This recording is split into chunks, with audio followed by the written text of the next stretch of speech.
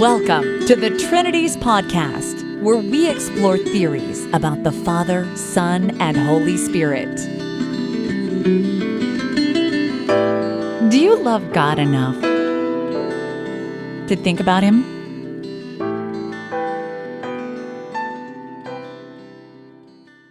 Episode 135, David Barron on Debating Jesus' Preexistence.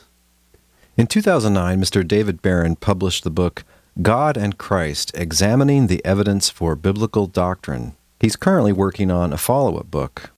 In April 2016, he participated in a formal debate with Dr. Dustin Smith at Atlanta Bible College, which is Mr. Barron's fifth formal debate. He's here with us today to talk about that debate. Mr. Barron, welcome to the Trinities podcast. Thank you. I'm very excited and happy to be here. I really enjoyed your recent debate with Dustin Smith at Atlanta Bible College. I thought it was a good, old-fashioned, old-school, scriptural smackdown, drag-out, 10-round fight. It was good and lengthy and good and detailed, and it focused on the text. Thanks for coming on and talking about this. A little bit later, we'll talk about stuff that's more relevant to people who have seen the debate. And here at the start of the episode, we will talk about some more background issues so people understand where you're coming from and encourage them to hit pause and go watch the debate and then come listen to the rest later. So if you're listening to this, I'll clue you in at which point we might say a spoiler about the debate or something more relevant for people who have seen it. So, Mr. Barron, how do you think the debate went? Were you pleased at how you did? Is there anything that you wanted to add or subtract from what was said there? Overall, I think the debate went really well.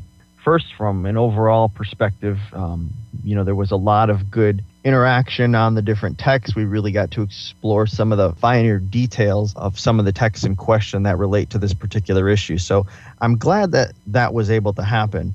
Overall, in terms of my own performance in the debate, I'm generally happy with how I did. There are a couple of places where I wish I maybe had remembered a particular verse. For example, when we spoke about the angel of the Lord in the Old Testament, I referenced a generic statement that somewhere in the Minor Prophets, there's a place where a particular man is called the angel or messenger of the Lord. And in that moment, I couldn't think of where that verse was. And now if I could go back, obviously, I would have said that particular verse. And one of the issues I had with my own performance in the debate was a particular point where I misstated something about birth. We were talking about the meaning of the term Genesis, and Dr. Smith asked me if I believed that John the Baptist pre-existed his birth. And so we were talking about pre-human existence in that context, and I said no. But that's not quite accurate in terms of what I was trying to articulate, because there is having a pre-human existence, and then there's simply pre-existing your birth. And I would say every one of us pre-exists our birth in that we're in our mother's womb for 9 months. And so in that sense, we are already in existence, but we're not necessarily alive and around and in the world. And so I would have liked to have highlighted that distinction in just the way the debate was going. It was, relatively fast paced at that point, and I simply misspoke. And so I did want to correct myself on that. I think we have to be really careful when we come to this particular issue around this topic, because from a social perspective, there are elements that tie into this, not to get controversial, but for example, on the matter of abortion. Are we in existence during that period? And if so, then we have a reason that we need to say, okay, maybe abortion is not okay. But at the same time, if we're going to say that we're not in existence before our birth, then we go into a very dangerous area where now we've opened the door for things like abortion, because essentially what we're saying is that that child doesn't yet exist. And so I did want to just correct myself on that particular point. There's a couple other very minor things I wish I would have said differently or explored in a slightly different matter, but generally speaking, I'm pleased with the debate overall. One thing I appreciated was how you two went into some depth with some much discussed passages. One of them was John 1, and another one was Colossians 1. And you had some detailed arguments about those with one another, which are not often had. And you were rebutting and arguing against Dr. Smith's contention that the Word of God in John 1 is impersonal. It's like the Word of God you see in the Old Testament, which just then becomes expressed in the life of the man Jesus. It's not a pre-existing divine agent. You spent a lot of time on John and also on John 1, arguing that no, that has to be taken as a self, as a personal being. But before we get to any of those details, Mr. Barron, how would you describe your current theology and Christology, and the kind of views that you have now? Are those the views that you grew up with? Well, maybe I'll start with the second half of the question first. And in terms of my views that I grew up with, I was actually exposed to a variety of different beliefs in my childhood. And so I spent some time as a child trying to work through those, but being quite young in preteen, early teen years, especially when I was introduced to those things, I didn't necessarily have the insight or even a fully developed thinking ability to, I would say, be able to adequately explore those things. So I would say that over time, my views have evolved and even evolved significantly from where I was at that point. And they continue to evolve as I explore the issues more and understand greater detail. And I think that's a good thing. I'm certainly not infallible, and I brought that out in the debate. We all are fallible. We all make mistakes. Even if it's just on a particular text, we may make a mistake and say, well, this text means one thing when in fact it means something different. And so as I've had interactions with other people, I've explored certain texts in greater detail, and I've come to better understanding of what they're actually saying, whether it was agreeing with my view that I already had or disagreeing, and so thus requiring that I adjust my own perspective a bit. I will undoubtedly continue to do this as time progresses. So, in terms of my Christology as it stands today, I think the Nicene Creed really summarizes my Christology probably as good as anything can, relating to the nature of Christ and his pre-human existence and, just who he is in terms of his identity maybe as well. I'm not quite sure I could put it in better terms than that as it stands today. Do you mean the Creed of 325? Yes, that's correct. Okay, so you would describe your theology and Christology as Nicene? That's a good description of it, at least as one could possibly make, I think, in terms of existent language as it stands today. So when someone sees the title of the debate and it's, does the Bible teach that Jesus pre-existed his human life, and you're on the yes side, they would probably assume that you're Trinitarian. Is that a label also that you would apply to your views? I don't think that's necessarily a good label, no. There was a lot of nuances in there on both sides. I mean, you go from full Arian, semi-Arian, Trinitarian, and then obviously stopping back even further from Arian, then you have Socinian. And so you get all these labels, but at some point in there, lines kind of blur. So I really try not to take one of those labels because I don't think any one of them necessarily accurately reflects my understanding of Christ's nature and role and identity as it stands today. So that's why I really like just the expression that he's Nicene, or that my Christology is Nicene, because it kind of avoids those finer lines and just gives it an overall high-level perspective. Well, speaking of the Nicene Creed, it makes a big point of asserting that there was no time when the Son was not, and it anathematizes those who say there was a time when the Son was not. Is that something also that you defend? Do you defend not only pre-existence, but something like eternal generation? Yes, because if we think about what it says in, for example, John 1:3, it says that all things were created through him. And of course, that's speaking of the Word, and I identify the Word with Christ. What is the scope of all things? If all things, for example, includes time itself, Christ necessarily then predates time, if I can use the term predate relative to time, because we're dealing with the limitation of human language at that point. But accepting that, if time was itself created through Christ, then Christ must have been from eternity. Now, I want to be clear that when I say my Christology is Nicene, I'm referring specifically to my Christology. I'm not necessarily stating that I agree with everything in the Nicene Creed. So, for example, the anathema portion you just quoted, I wouldn't agree with that. I'm not convinced that the finer details of our Christology absolutely preclude salvation, for example. And so I think we have to be very careful when we start saying that theology at a certain point cuts off salvation. That's a dangerous road, I think, to go down. Obviously, there's going to be a certain point where somebody gets so far out there that there is some type of cutoff, I'm sure. But in terms of the issues that we're discussing here, I'm not convinced that there's that firm line somewhere there. If you don't like the label Trinitarian, I mean, why not describe it as something like subordinationist Unitarianism? Or did I misunderstand? Do you believe that God is tripersonal?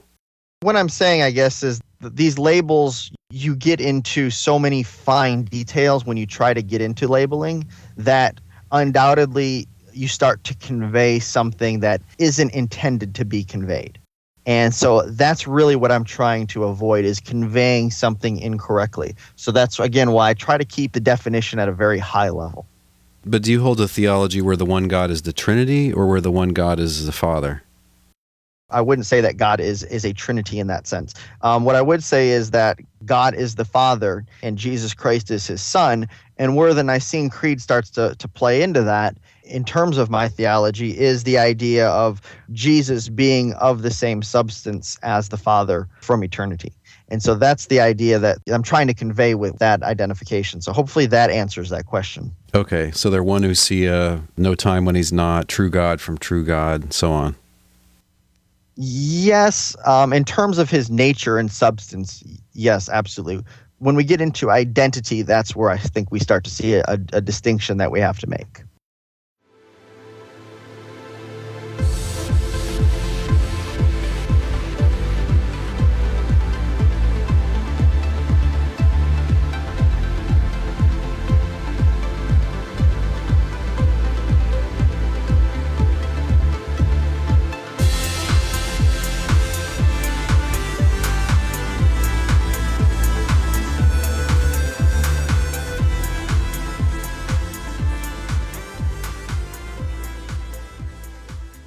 So, Mr. Barron, in your view, why is Jesus' existence before his human life an important topic? It comes down to honoring Christ for what he has done. If Christ, for example, has been involved in creation and God has chosen to reveal that to us, it would seem to me that the purpose behind that revelation is to give Christ the associated honor with that activity. Similarly, with the events in the Exodus, if Christ was there, as I've argued in the debate, then similarly, he should be attributed the honor associated with those things. So it's really about ensuring that Christ gets the recognition for what he has done throughout history, not simply since he was born of Mary and then in his ministry and his death, burial, and resurrection. So to give him his due for all of his career, if indeed most of his career was not human. Yes, that's a good summary of it. I'm just curious, the debate was so text-focused.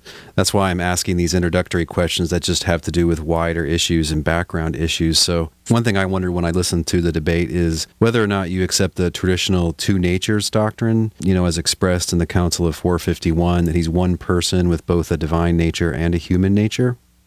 That's a really tricky issue, and I see a lot of problems with that particular view. So I wouldn't say that I'm accepting of that view at all, given the issues that I see. Now, I don't have a fundamental opposition to the view, but given those particular perceived problems, I can't say that I subscribe to it either.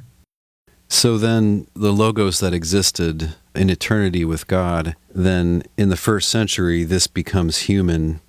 Is it just that the Logos gets a body and that's what makes the Logos human? Or do you accept that the Logos had to, engage in a mysterious union with a complete human nature, both body and soul?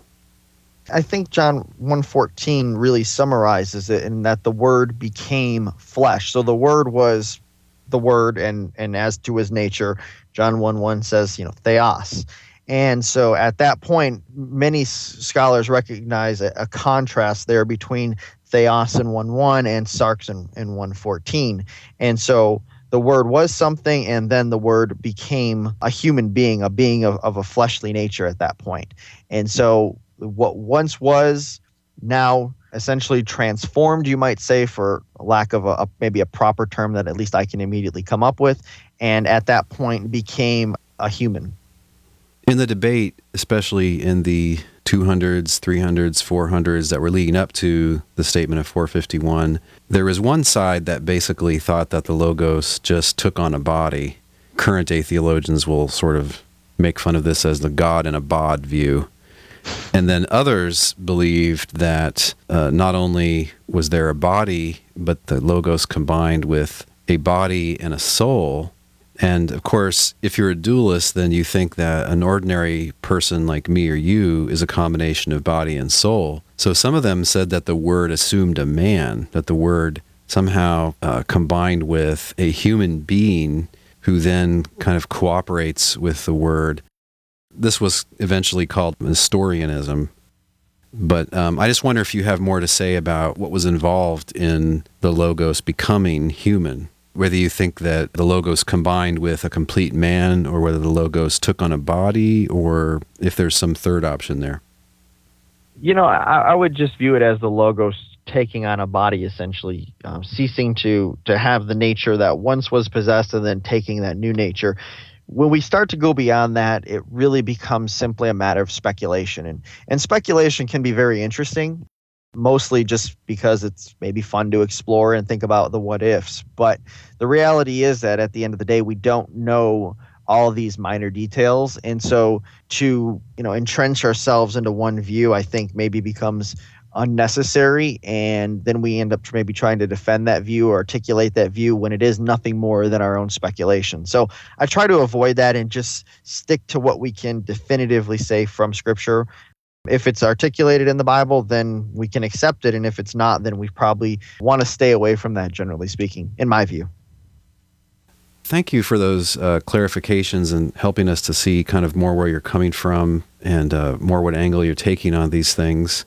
So I'm going to warn the listeners now that this would be a good place to press pause on your MP3 player, your smartphone, or the web browser, however you're listening to this. This would be a good place to stop and go and just listen through the whole debate. It's a commitment of time, but it's fun and it's pretty well and cleanly argued. And I think if you're interested in this, you'll enjoy it.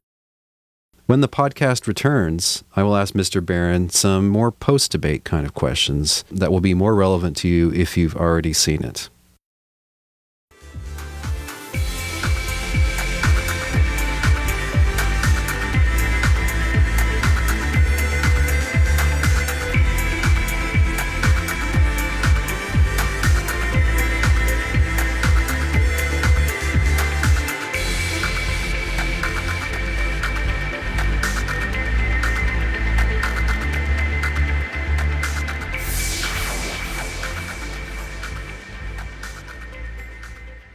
In this second portion of our talk with Mr. David Barron, we're going to get into some questions that are more for people who have already seen the debate. Thanks again for doing this. I just wanted to ask you, Mr. Barron, some questions that occurred to me. Of course, we can't re-argue all the detailed exegesis that you get into with Dr. Smith, but I wanted to ask you about the angel of the Lord passages in the Old Testament. I noticed that when you made your case, you didn't really appeal to those passages, and I was wondering why that was, because some people would sort of lead with that. Well, one of the biggest issues when we come to those particular passages is that they're not explicit. Angel or messenger of the Lord is a very generic expression. One of the things I mentioned just earlier in our discussion here, and then also in the debate, was that there's a text in the Minor Prophets, it's actually Haggai 1:13, where Haggai is actually called the messenger or the angel of the Lord. So we have in different contexts, different identifications with this particular title. When we look in the Old Testament, for example, with the delivery of the law, this is always associated with God directly or generically the angel of the Lord. And yet we come into the New Testament and we see, for example, in Hebrews chapter 2, that a plurality of angels were involved in giving the law. We have to be really careful and going to one particular text and saying, this angel right here is Jesus Christ, because in those contexts in the Old Testament, we don't find any type of explicit identification. However, when we do go into texts I mentioned, for example, in 1 Corinthians chapter 10, and I also mentioned Jude 5, we find references to Old Testament events where Christ is spoken of as having been the one involved in those activities. And so I think at that point we can safely say, okay, we go back, we see the original event in context. This must be Christ here because of that attribution. But I wouldn't want to go and just start pointing out every, reference to angel of the Lord and saying, oh, this was Jesus, this was Jesus, this was Jesus, because we don't have in those contexts a clear identification. And speaking of places in the Old Testament where a lot of readers have seen Jesus, some people will put a lot of weight on Genesis 1, let us make man in our own image. And then there's also the argument from Genesis 19, isn't there, a Yahweh in heaven and a Yahweh on earth? Doesn't this show that there's two Yahwehs? I noticed that those didn't really play a role in your argument either. I was wondering if you could explain why. Sure. Let us make man. Again, we have some ambiguity here. We don't have an explicit identification. Yes, I do think that was probably God speaking to his word, Jesus. But can I go in that text and in context show you that that was the case? No, I definitely can't. Similarly, in Genesis 18 and 19, with the destruction of Sodom and Gomorrah, in Genesis 18:24, Jehovah rained down fire and brimstone from Jehovah.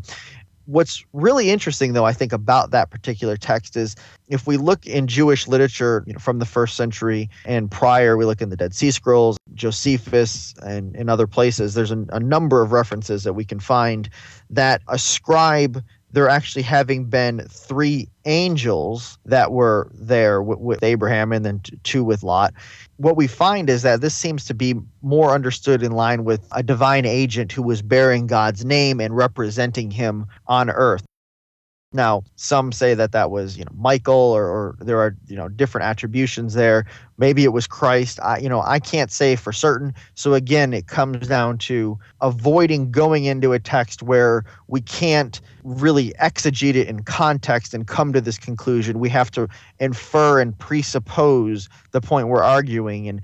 And if we're trying to arrive at a conclusion, taking our existing theology and our existing view and trying to shoehorn it into the text when there's going to be a dispute over whether or not that's the case doesn't really make for a convincing argument. I'd rather go to a text where I can go in context and walk through it verse by verse and properly come to the conclusion that the text says to show something like pre-human existence than infer my own theology into a text and thus presuppose that it's teaching what my belief is. So you're saying these were strategic decisions. You don't want to found your case on doubtful texts or controversial interpretations. You want to kind of pinpoint what you think are the clearest cases, the ones that could possibly move your opponent. That's exactly it, too. When we go to certain texts and context, I believe that we can start in verse 1 or verse 20, wherever that particular event transpires or discussion transpires, and just walk through it verse by verse and say, okay, what does this verse mean in this particular context, given the language that is used, given the events that were transpiring, given the type of literature it is. When we can do that, that's how we can make a convincing argument, because then we're allowing the author of the text to speak to us and tell us what he's trying to say rather than impose our own views into the text.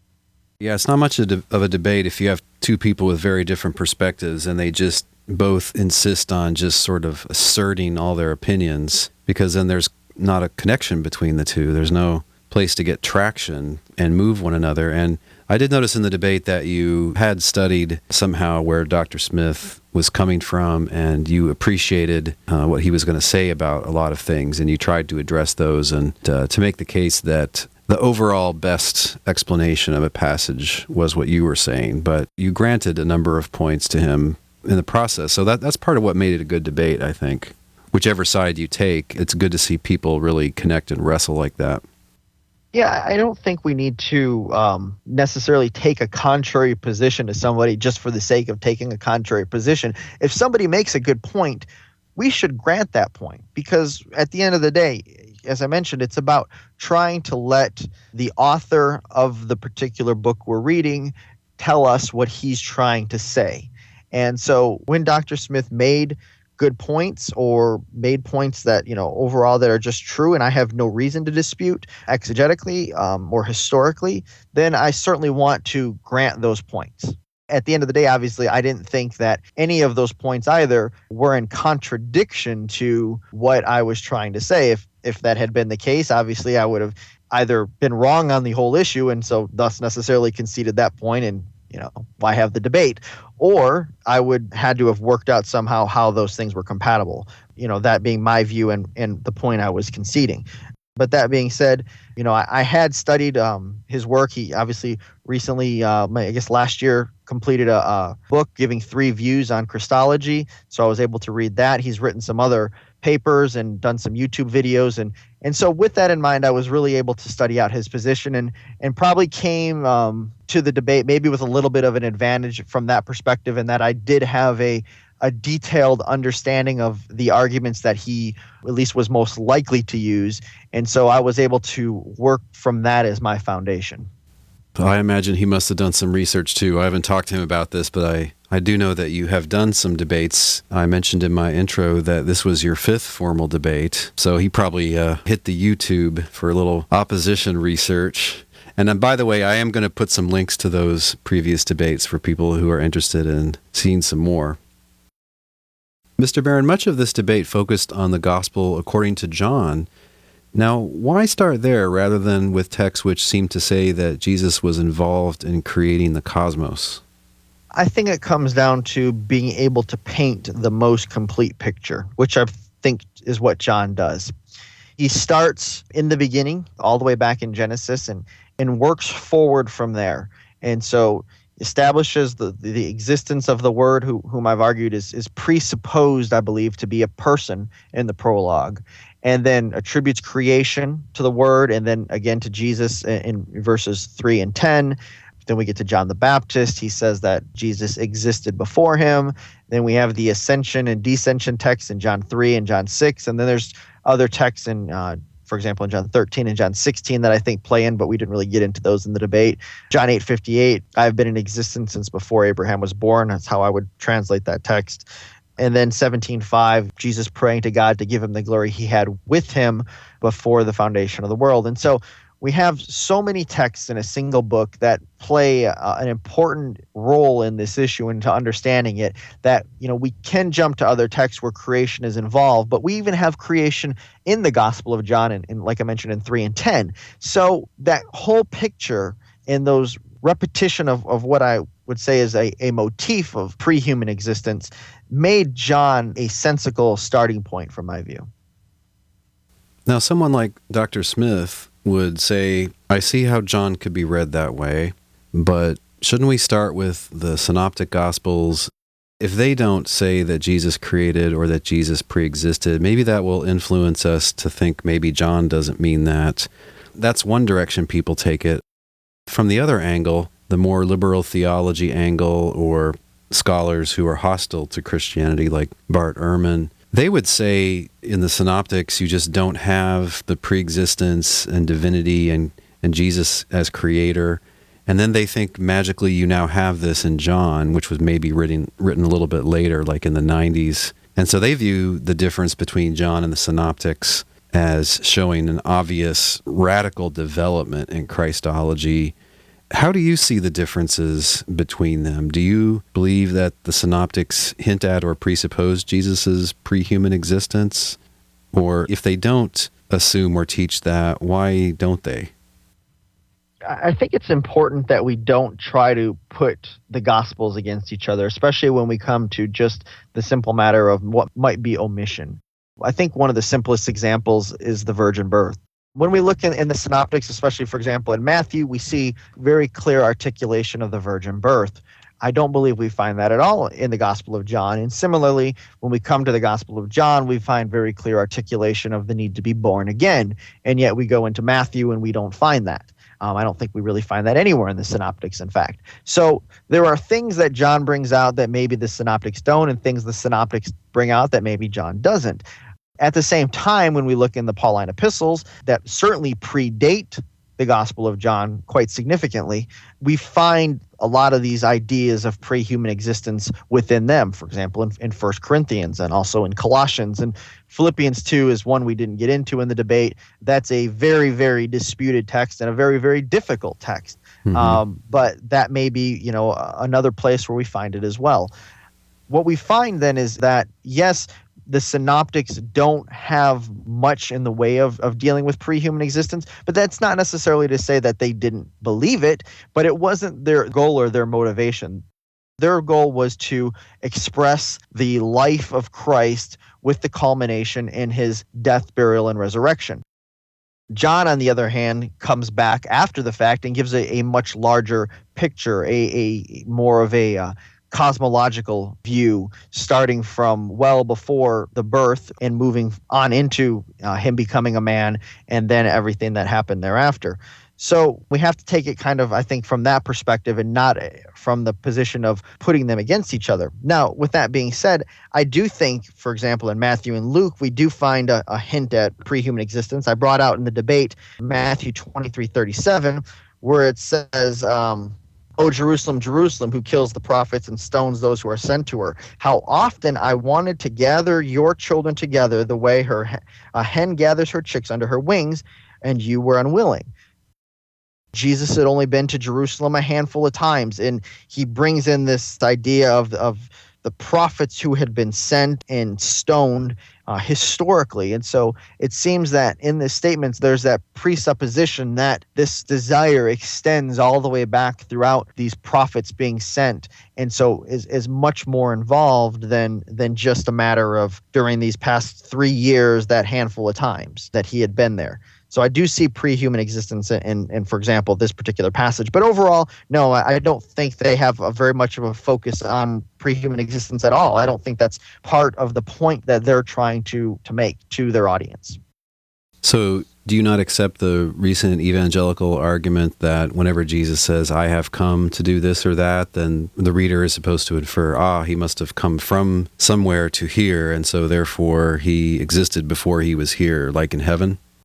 I don't think that in and of itself is convincing, because we do find other places. I believe John the Baptist even has that similar language said of him. However, I would say that when we combine, for example, in the Gospel of John, that type of language together, there may be places that maybe we should read a bit more into it than just having been sent. But to go to that expression by itself and formulate our view based upon that, I think it is unwarranted.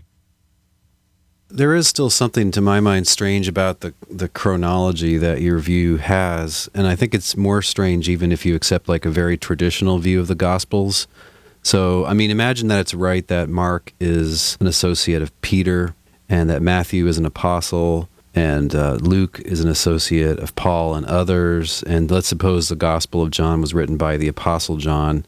Then you would have Paul in the 50s and 60s, in your view, clearly teaching that Jesus always existed, or at least pre-existed, and created the cosmos. God created the cosmos through him. He's writing this in the 50s and 60s, and then in the 60s, 70s, and 80s, the synoptics are then just omitting this point, or 2 points, pre-human existence and that he's a creator. But then they come roaring back in John, whenever that's written, maybe the 80s or 90s. Doesn't that seem a little strange? The evangelicals smooth this out by saying that, well, actually the synoptics do teach pre-existence. It's just very subtle, or they're sort of clearly hinting at it or something, but not quite saying it. Well, again, I do think, especially in Matthew and Luke, we do have the at least this one hint of pre-human existence.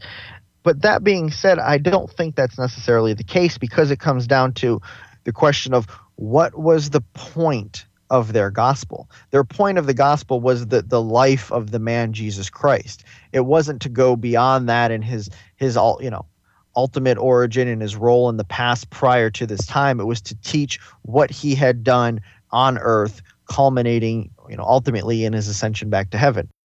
If you think about some of the language and things that are said in Paul regarding Christ's present work among Christians, even a lot of the creation language that he does have, if we want to take that and apply it to the new creation. Well, just as an example, we don't have that type of language really in the synoptics either. But that doesn't mean that those things weren't recognized as true of Christ. It simply wasn't the point. It wasn't to discuss what Christ has done subsequently.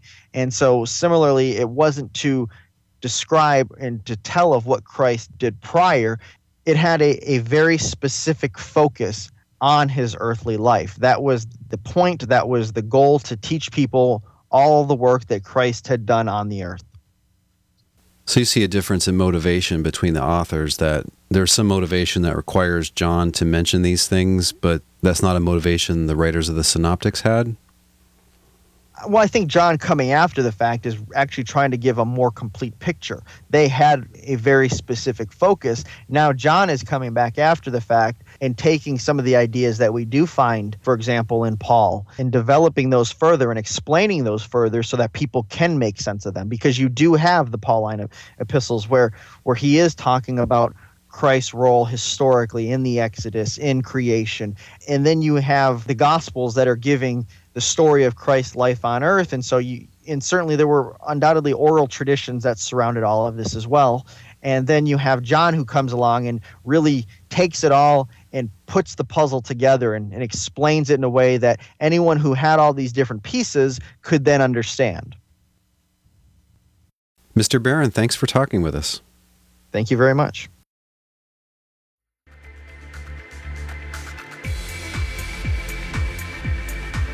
Again, Mr. Barron's book is called God in Christ, Examining the Evidence for Biblical Doctrine. You can find out more about Mr. Barron at his website called scripturaltruths.com. I encourage you to check out the debate. It's easy to find on YouTube, and also it's embedded in the blog post for this podcast episode. Next week, we'll hear from the other debater, Dr. Dustin Smith, with his thoughts about the debate. Today's thinking music was the track Future Journeys, Sweet Memories Mix by Ars Sonor. You can find a link to that track at the blog post for this episode at trinities.org. And before we go, I'd like to say thank you to Tom in New Zealand for his monthly donation via PayPal. If you'd like to support this podcast, just look for the orange buttons next to any blog post episode.